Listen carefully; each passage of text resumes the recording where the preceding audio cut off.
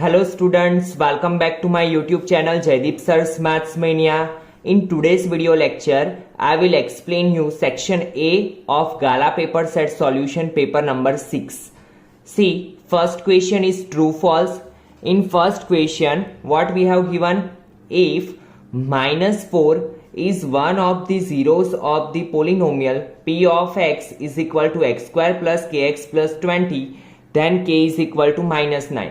तो हमें क्या बोला है? -4 क्या है? One of the zero of polynomial. तो हम क्या करेंगे? x की जगह पे -4 रखेंगे एंड चेक करेंगे कि k की वैल्यू -9 मिल रही है कि नहीं मिल रही है. ठीक है, तो देखिए अगर हम x की जगह पे -4 रखते हैं तो after simplification what we will get? k is equal to 9. k की वैल्यू क्या मिल रही है हमें? 9 एंड दैट इज फॉल्स, क्योंकि हमें आंसर में क्या दिया है? k इज इक्वल टू -9 और हमें मिल रहा है k is equal to 9. So statement क्या आएगा? False. Now second, if one of the roots of the equation x square plus 6x plus k is equal to 0 is 4, the other root is -10. हमें क्या दिया हुआ है? ये equation का एक रूट दिया हुआ है, दैट इज 4. तो सबसे पहले हम क्या करेंगे? 4 रखेंगे x की जगह पे और k की वैल्यू फाइंड करेंगे. तो यहां पे मैंने क्या किया? x की जगह पे 4 रखा तो k इज इक्वल टू क्या मिला मुझे? -40. और k की वैल्यू फिर मैंने क्या किया? ये इक्वेशन में पुट अप कर दी. ठीक है, तो k की जगह पे क्या आ गया? x square plus 6x minus 40 is equal to 0. Now आपको पता है कि जब भी 3 टर्म का पोलिनोमियल हो तो इसे सॉल्व करने के लिए हम क्या यूज करेंगे? Splitting method. और स्प्लिटिंग मेथड कैसे अप्लाई होती है? Last term and first term के कोएफिशिएंट का मल्टीप्लीकेशन. दैट मीन्स 41 जा क्या होगा? 40. नाउ दो फैक्टर्स हमें ऐसे फाइंड करने हैं जिसका मल्टीप्लीकेशन 40 आए और एडिशन या सब्ट्रैक्शन कितना आना चाहिए? 6. ठीक है, तो क्या होगा? 10 4 जा 40, 10 4 जा 40 एंड 10 माइनस 4 6. बट आपको पता है कि ये वाला साइन हम किसे देंगे? बिगर डिजिट को. तो प्लस वाला साइन हमने दे दिया 10x को और यहाँ पे माइनस, तो 10 माइनस 4 6x. ठीक है, नाउ ये दोनों टर्म में से कॉमन क्या निकलेगा? x. तो अंदर क्या बचा? x plus 10. ये दोनों में से -4 को कॉमन निकाला तो अंदर बचा x प्लस 10. तो एक ब्रैकेट में x प्लस 10 और in another bracket x minus 4. So answer मिला x is equal to -10, x is equal to 4. तो एक रूट है 4 तो दूसरा रूट क्या आएगा? -10. So given statement is true. Now third one. Third में क्या दिया हुआ है? For two positive integers a and b, HCF of AB multiply LCM of AB is equal to AB. So given statement is true because it is the relation formula of HCF and LCM. तो ये statement क्या आएगा? True. Now fourth one, for A is equal to 2, the pair of equations AX plus 4Y is equal to 12 and 6x plus 12y is equal to 36 has infinitely many solutions. तो आपको पता होना चाहिए कि infinitely many solutions कब आते हैं? जब क्या हो? a1 upon a2 is equal to b1 upon b2 is equal to c1 upon c2 हो, तो ही हमें क्या मिलेगा? Infinitely many solutions.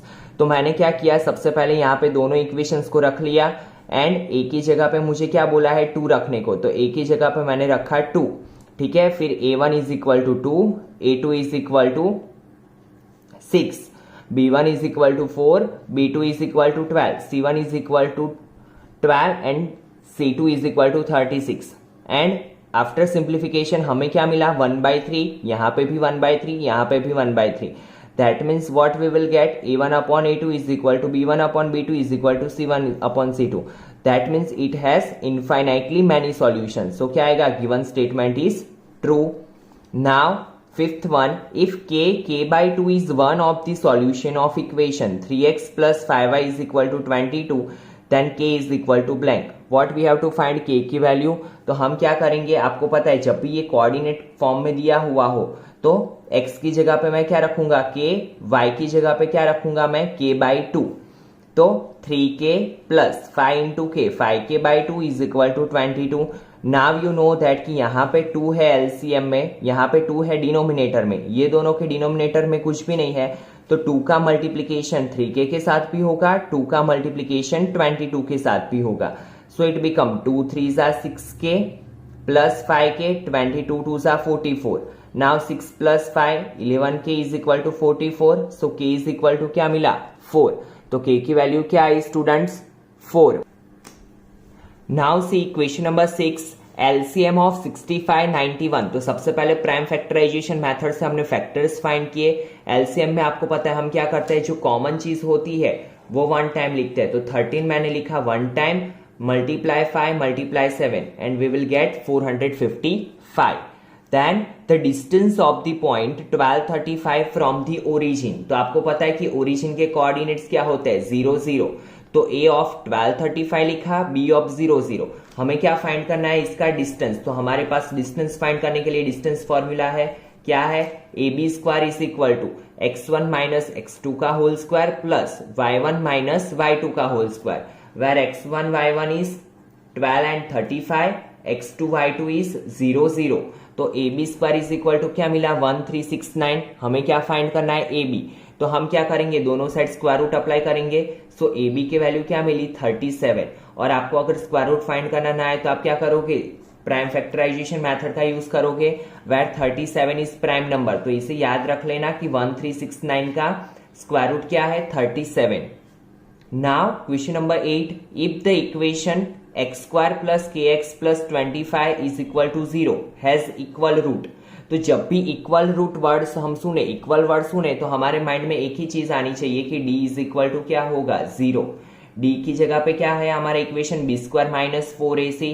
तो सबसे पहले यहाँ पे a की वैल्यू हम लिखेंगे x स्क्वायर का coefficient that is 1, b is equal to क्या है k and c is equal to क्या है 25. ठीक है, c की वैल्यू क्या है 25. तो यहाँ पे वैल्यू रखेंगे तो हमें क्या मिलेगा k स्क्वायर माइनस 100. माइनस 100 जाएगा राइट हैंड साइड पे, तो k इज इक्वल टू क्या मिलेगा प्लस और माइनस 10. क्यों प्लस और माइनस 10? जब भी हम स्क्वायर रूट लेते हैं तो हमें क्या लिखना पड़ेगा यहाँ पे प्लस और minus, because we know that 10 का स्क्वायर भी 100 होता है, माइनस 10 का स्क्वायर भी 100 होता है. तो हम यहाँ पे क्या लिखेंगे k is equal two plus और माइनस 10. सिर्फ अगर आपने प्लस लिखा होगा तो आपके मार्क्स भी कट सकते हैं. तो क्या आएगा answer k is equal two plus और minus 10. Then question number 9, the blank term of the AP 32, 27, 22 is its first negative term. Negative means क्या होता है लेस देन 0. तो हमारा इक्वेशन वैसे क्या है, हम लेते हैं an is equal to a plus n minus 1 into d. But हमें क्या फाइंड करना है कि हमारा पहला नेगेटिव टर्म कौन सा होगा, दैट मीन्स लेस देन 0 कौन सा टर्म होगा. तो हमने क्या लिखा यहाँ पे an less than 0, a plus n minus 1 into d less than 0. a की जगह पे 32, d क्या आएगा 27 माइनस 32 दैट मीन्स माइनस 5. तो d की जगह पे मैंने माइनस 5 रखा. टर्म तो हमें फाइंड करना है, दैट मीन्स n की जगह पे n. 32 प्लस 32 को इस साइड ले लिया, सो इट बिकम माइनस 32. ठीक है, फिर मैंने क्या किया दोनों साइड माइनस 1 से डिवाइड कर लिया माइनस को हटाने के लिए. बट जब भी हम ऐसे इनइक्वालिटी का साइन हो, लेस देन हो, ग्रेटर देन हो, और अगर हम डिवाइड करते हैं माइनस से, तो हमारा ये साइन क्या हो जाता है चेंज. यहां तक क्या था लेस देन, तो यहाँ पे क्या हो गया ग्रेटर देन. ठीक है, so it become n minus 1 greater than 32 by 5. ये 5 आया डिवीजन में, 5 32 को 5 से डिवाइड करोगे आपको मिलेगा 6.4. फिर minus 1 goes on right hand side, so it become 7.4. But आपको पता है कोई भी टर्म पॉइंट में नहीं होगा ना फ्रैक्शन फॉर्म में होगा. तो 7.4 के बाद कौन सी वैल्यू आती है 8. तो हमारा आंसर क्या आएगा n is equal to 8. That means 8th term हमारा फर्स्ट नेगेटिव टर्म होगा. A 17 meter long ladder leans on a wall such that its lower end raised 8 meter away from the base of the wall. तो आपको पता है कि जो wall होती है वो क्या होती है परपेंडिकुलर. ये है लेडर, लेडर की लेंथ क्या है 17 मीटर, और लेडर का जो बेस है वो कितना दूर है यहां से 8 मीटर. हमें क्या फाइंड करना है, ladder is the height of on the wall. कितनी हाइट पे लेडर का जो अपर एंड है वो टच करेगा वो हमें फाइंड करना है. That means what we have to find A B. तो आपको पता है कि जब भी यहाँ पे राइट एंगल ट्राइंगल बन रहा हो, दो साइड्स हमारे पास हो, तो हमें सिर्फ क्या करना है पाइथागोरस थ्योरम अप्लाई करना है. तो यहाँ पे भी पाइथागोरस ही अप्लाई करेंगे. A B square plus B C square is equal to A C square. तो हमें क्या मिलेगा, ए बी की वैल्यू। ठीक है, तो ए बी की वैल्यू आपको फाइंड करनी है और आपका आंसर कमेंट सेक्शन में पुट करना है। Then next question, answer the following in a sentence, a word or a number। देखिए क्या है question number 11, find the discriminant of the equation 9x square minus 16 is equal to 0। हमें क्या find करना है, डिस्क्रिमिनेंट, दैट मीन्स डी। तो D का equation क्या है, बी स्क्वायर माइनस 4ac। सबसे पहले a लिख लिया 9, तो देखिए यहाँ पे 0 x वाला टर्म ही नहीं है। ठीक है, तो देखिए अगर आपको टर्म ना दिया हो कोई भी तो हम क्या ले लेंगे, 0x minus 16 is equal to 0। ठीक है, तो a is equal to 9, b is equal to 0, c is equal to minus 16। Then value put up करो इक्वेशन में, बी स्क्वायर बी की जगह पे 0 का स्क्वायर माइनस 4 a की जगह पे 9 c की जगह पे माइनस 16, माइनस माइनस प्लस। ठीक है, तो 0 प्लस 576, तो आंसर क्या है, d is equal to 576। Then question number 12, the common difference of an AP is 2.5। D क्या दिया हुआ है, 2.5। By how much does 50th term of this AP exceeds 35th term.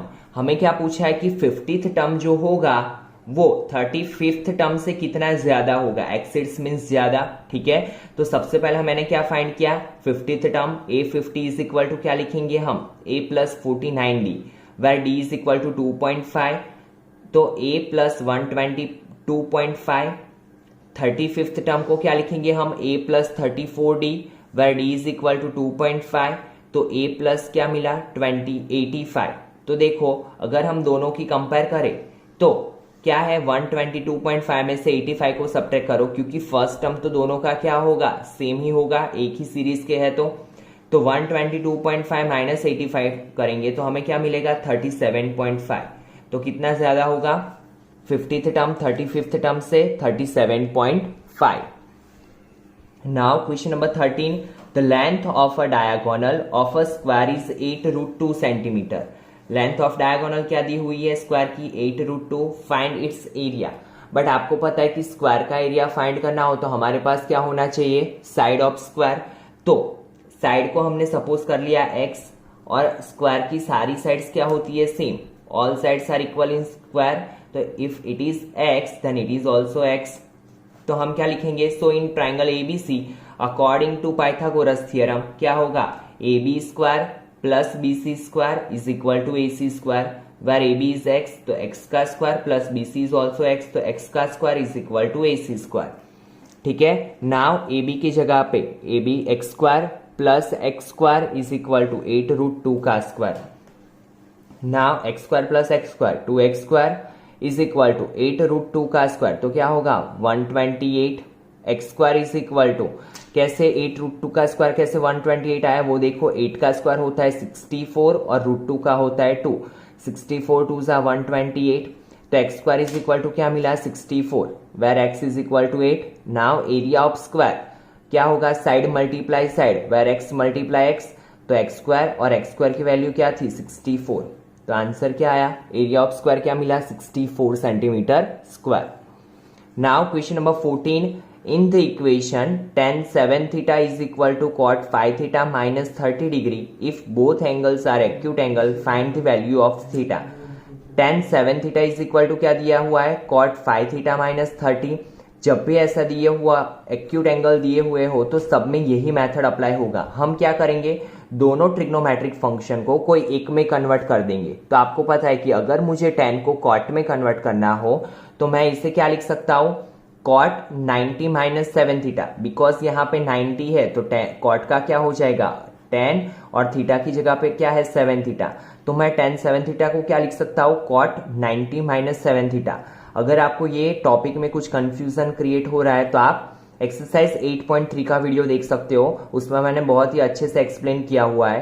ठीक है, now cot 90 minus 7 theta cot 5 theta minus 30, दोनों side same आ गए function, तो हम क्या कर सकते हैं, थीटा की कंपैरिजन कर सकते हैं।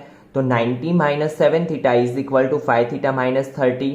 नाउ 30 को मैंने इस साइड ले लिया, 7 थीटा को इस side, so it become 12 theta is equal to 120। तो थीटा की वैल्यू क्या मिली, theta is equal to 10। Now question number 15, point P lies on a circle with center O and A is a point on the tangent through P. A क्या है? Tangent का कोई एक point. If PA is equal to 7, PA की value क्या है? 7 centimetre. And OA is equal to 25 centimetre. Find the diameter of the circle. हमें क्या करना है? डायमीटर फाइंड करना है. तो डायमीटर के लिए हमारे पास क्या होना चाहिए? रेडियस. और आपको पता है कि जब भी दो साइड्स दिए हुए हो राइट एंगल ट्राइंगल में, तो थर्ड साइड कैसे फाइंड करेंगे? पाइथागोरस अप्लाई करके, क्योंकि हमें पता है कि टेंजेंट रेडियस के साथ क्या बनाता है? 90 का एंगल. तो मैंने यहाँ पे पाइथागोरस से अप्लाई किया. OP का square plus PA square is equal to OA square. तो इट बिकम 24 सेंटीमीटर. और अगर रेडियस 24 है तो डायमीटर क्या मिलेगा? 48 centimetre. Now question number 16, point P lies on a circle with center O and A is a point on the tangent through P. OA intersect the circle at C. If PA is equal to 5 cm and AC is equal to 1 cm, find the radius of the circle. हमें क्या करना है? सबसे पहले O centre ले लिया. फिर क्या बोला है? P lies on a circle. कोई एक पॉइंट P है वो सर्कल पे लाई कर रहा है. And A is a point on the tangent. A क्या है? टेंजेंट का एक पॉइंट. तो यहाँ पे हमने A नेम दे दिया. फिर क्या बोला है? OA intersect the circle eight C. जो OA लाइन सेगमेंट है वो सर्कल को कहाँ पे इंटरसेक्ट कर रहा है? एट C पॉइंट पे. If PA is equal to 5, PA की वैल्यू क्या दी हुई है? 5 centimetre.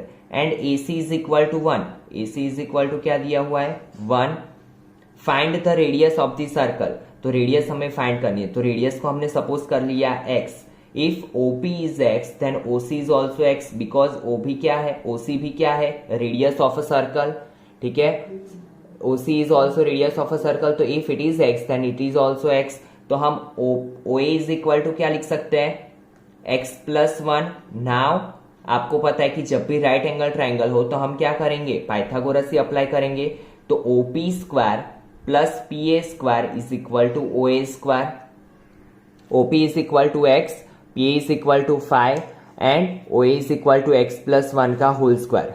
Then apply equation. A square plus 2AB plus B square. x square cut, तो ये 1 आ गया इस side. 25 minus 1, 24 is equal to 2x. So x is equal to 12. Now question number 17, for a given frequency distribution if the median is 15.4. Median क्या है? 15.4. mean 12.8, x bar is equal to 12.8 and mode we have to find. that means z हमें find करना है. तो जब भी mean, median और mode की बात आए, तीनों इंक्लूड हो, तो हमारे पास एक ही इक्वेशन है. z is equal to 3m minus 2x bar. Put the value in this equation and after simplification we will get answer. z is equal to 20.6. now question number 18, one letter is selected at random from 26 letters of English alphabet. The probability that the selected letter is vowel. हमें क्या find करना है? Vowel होने की probability. तो total letters कितने हैं? 26. ठीक है. नाउ हमें पता है कि टोटल 26 लेटर में से वॉवेल कितने होते हैं? 5, A, E, I, O, U. तो हमारा आंसर क्या होगा? नीचे टोटल थिंग्स होती है, तो टोटल लेटर्स 26, उसमें से कितने वॉवेल्स है? 5. तो 5/26. Then question number 19, sec 4a minus sec square a is equal to blank. तो सबसे पहले देखो क्या किया मैंने? sec square a को कॉमन ले लिया, तो ब्रैकेट में क्या बचा? sec square a minus 1. Now sec square a minus 1 को हम क्या लिख सकते हैं? tan square a, क्योंकि हमारे पास आइडेंटिटी है sec square theta minus tan square theta is equal to 1. ठीक है. तो sec square theta is equal to हम क्या लिख सकते? sec square थीटा, ये 1 को इस साइड ले लो, तो sec square theta minus 1 is equal to tan square theta. ठीक है. तो यहां पे मैंने क्या लिखा? sec square a माइनस 1 की जगह पे tan square a. Now sec square a को मैं क्या लिख सकता हूं? sec square थीटा को मैं क्या लिख सकता हूं?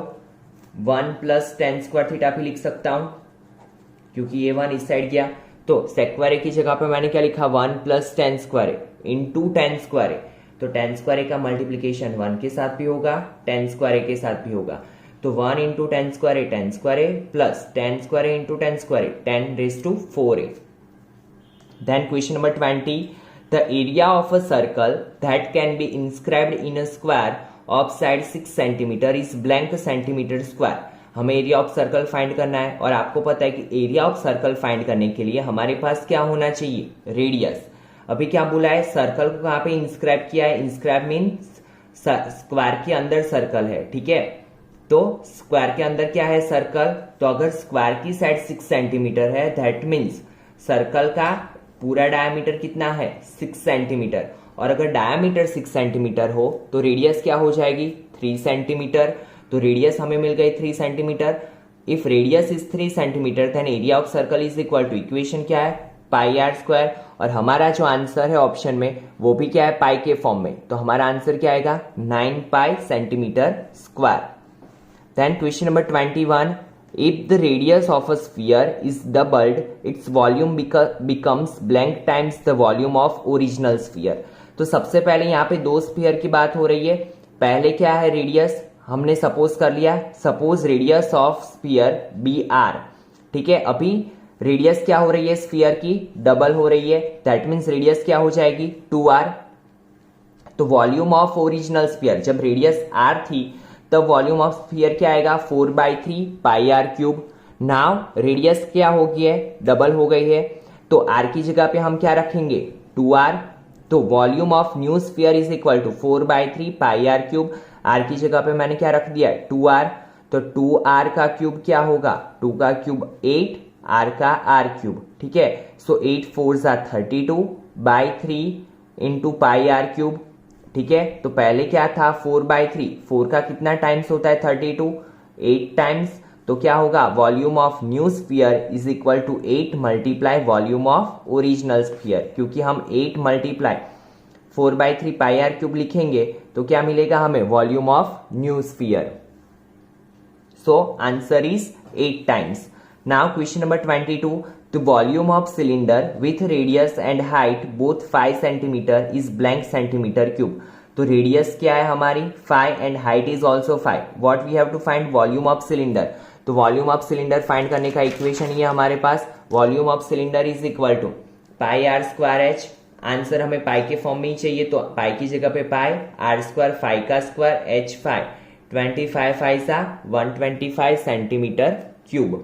Now question number 23, the sum of first 5 terms of the AP 7 13 19 dot dot dot.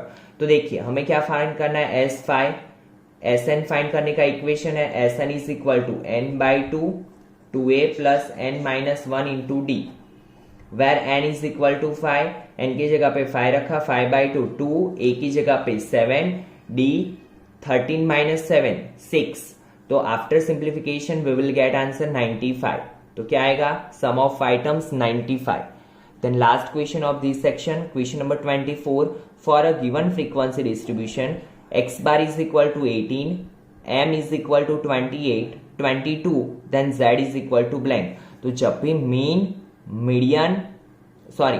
Median mode की बात आए तो हमारे पास एक ही इक्वेशन है, z is equal to 3m - 2x bar. तो m की जगह पे 22, 3 इंटू 22 माइनस 2, x बार की जगह पे 18. ठीक है, and after simplification we will get answer z is equal to 30. Got it. तो इसी के साथ स्टूडेंट आपका क्वेश्चन पेपर 6 का सेक्शन ए कंप्लीट हुआ. In next video lecture we will discuss section B of paper 6. और if you like this video, अगर आपको समझ में आता है तो लाइक का बटन दबाना बिल्कुल भी ना भूलें और अपने फ्रेंड्स के साथ भी शेयर करें. इसके बाद हम मार्वल पेपर सॉल्यूशन स्टार्ट करेंगे. तो आपको प्रीलिम एग्जाम के लिए भी बेस्ट ऑफ लक. अच्छे से अपनी एग्जाम को क्लियर कर देना. ठीक है, चलिए मिलते हैं नेक्स्ट लेक्चर में. Thank you students.